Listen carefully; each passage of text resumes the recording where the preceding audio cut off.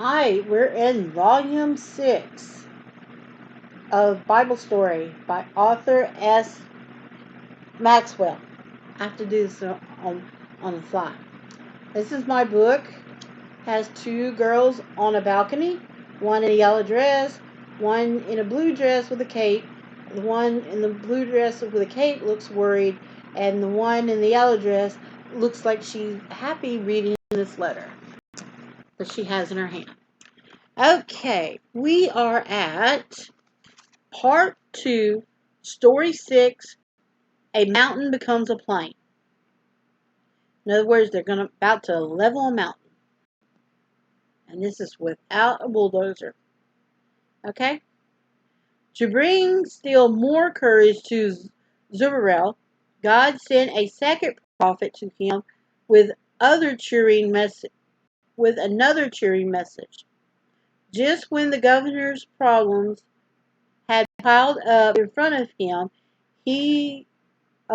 like a great mountain, God told him through the prophet Zechariah, Zechariah this time, that they would suddenly vanish, and it wouldn't be because of anything that Zerubbabel did himself. He wouldn't have to organize an army or buy the king's favor with money. No, said Zechariah, help will come, not by might nor by power, but by my spirit, saith the Lord of hosts. Then said the prophet, as though he were talking to all the governor's troubles, who art thou, O great mountain? For Zerubbabel, thou shalt be a plain. As for the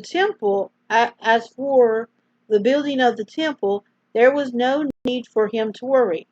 The hands of Zerubbabel, his name is so funny, had laid the foundations of this house. His hands shall also finish it. To those who were finding fault with what the governor had done, the prophet said, who hath despised the day of small things? For they shall rejoice, and shall see the plummet in the hands of Zerubbabel. Plummet is this measuring thing that makes sure that everything is straight. It looks like it's a balanced heart with a tip, and you put it on a string or yarn or something, and it makes it. Well, it explains. A plummet is a piece of metal or stone on a string with which a builder uses to see that the wall is straight. All who had laughed at Zerubbabel would see him with such a tool in his hands, testing the finished walls of the temple. Then it would be his turn to laugh at them. So it was that God sought to cheer this good man who had been trying to do his best under under great difficulties. And what happened? Zerubbabel and Joshua took up their task again, and with them were the prophets of God helping them.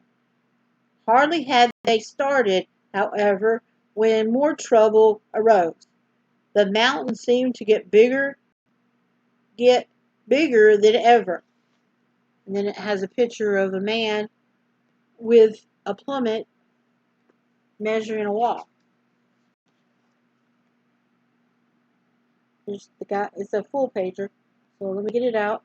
Got text in the middle. The guy's up at the top. Got the rope.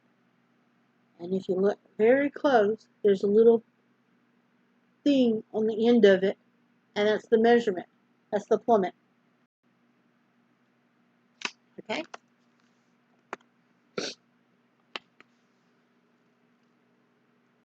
Ugh.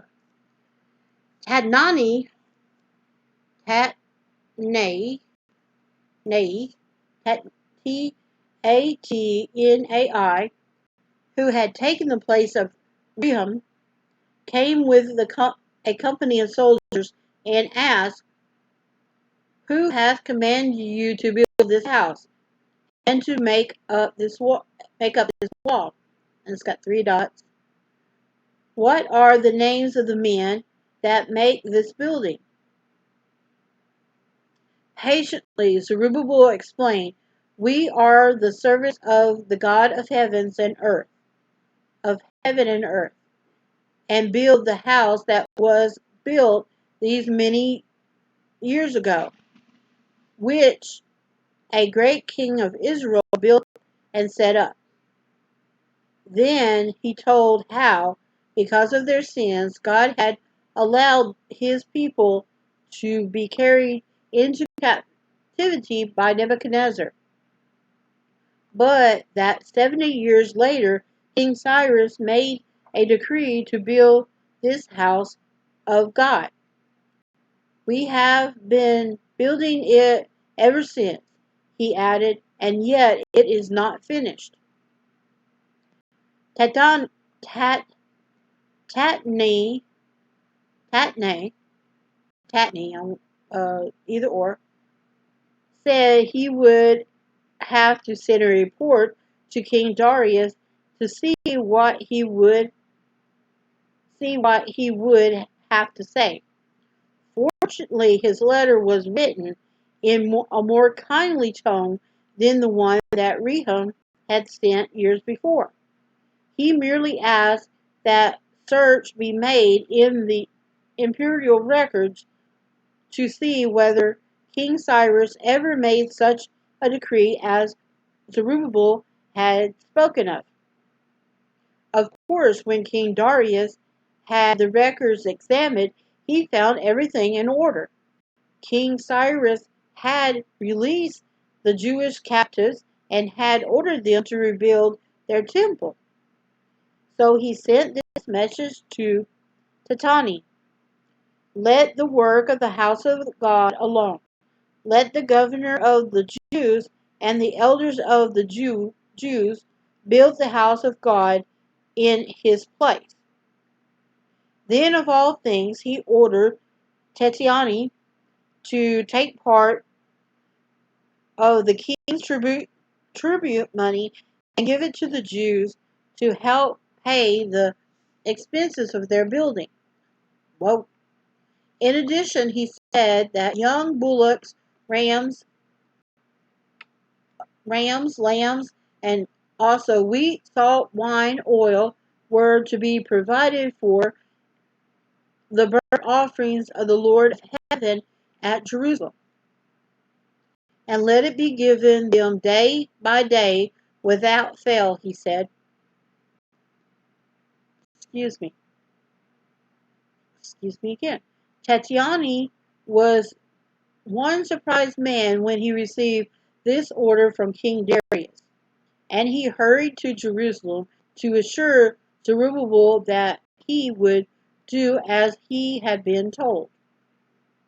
And the elders of the Jews built, and they prospered through the prophesying of Haggai the prophet and Zechariah the son of Iddo.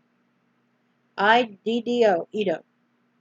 And they built, and they finished it according to the commandments of the God of Israel, and according to the commandments of Cyrus and Darius and Artaxerxes, king of Persia.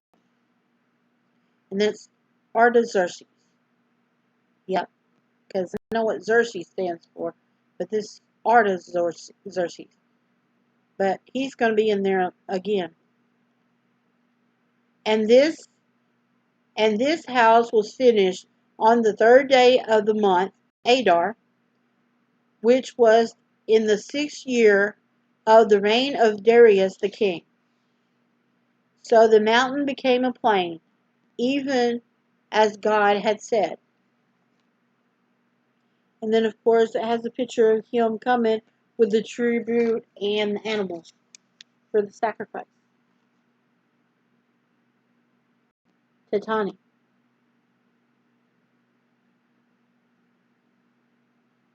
Okay, that's the illustration with all the animals, grain offering, and everything.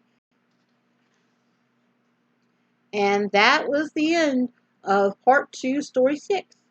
So we're going to stop, and then we're going to start our next story in just a minute. But we stopped. It's break time. See you in a minute.